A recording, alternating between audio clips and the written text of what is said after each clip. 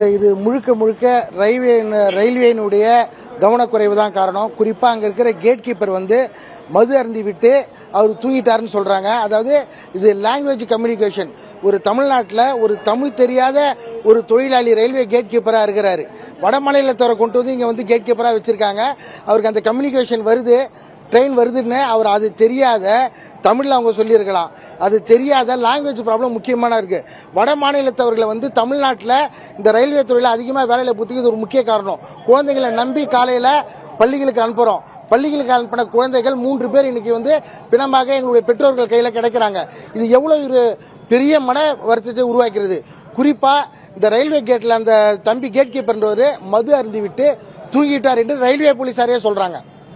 கேட்டை மூட வேண்டிய ஒரு கேட் கீப்பர் ஊழியர் சென்ட்ரல் கவர்மெண்ட், அதாவது சென்ட்ரல் கவர்மெண்ட் ரயில்வேல நியமிக்கிறப்ப அந்தந்த பகுதியில் அந்தந்த பகுதி தெரிந்த மொழியாளர்களை, குறிப்பா கேரளானா மலையாளம், கர்நாடகானா கன்னடம், தெலுங்கு பேசுறதுல தெலுங்கானால தெலுங்கு, தமிழ்நாட்டில் தமிழ், இது மாதிரி ஆளுங்களை நியமிக்கணும். குறிப்பா இவங்க வட மாநிலத்தவர்களை குறிப்பா கொண்டு தமிழ்நாட்டில் இருக்க எல்லா கேட் கீப்பரும் போடுறதுனால அவங்களுடைய மொழி பிரச்சனை இங்க பெரிய பிரச்சனையா இருக்கு.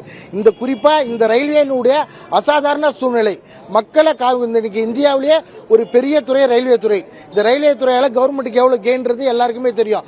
அப்படி இருக்கிற ஒரு ரயில்வே துறை மக்களுக்கு சேவை செய்யவே இல்லாம ஒரு சில திறமையற்ற அலுவலர்களையோ அதிகாரிகளையோ போட்டுக்கிட்டு இங்க மக்கள் உயிரில காவு கொடுத்திருக்காங்க. 3 உயிர்கள் இன்னைக்கு இருந்திருக்கு. இதுக்கு மத்திய அரசு என்ன செய்ய போறதுன்றதை நாங்க எங்களுடைய பெற்றோர்கள் சார்பாக கேட்டுக்கொள்கிறோம்.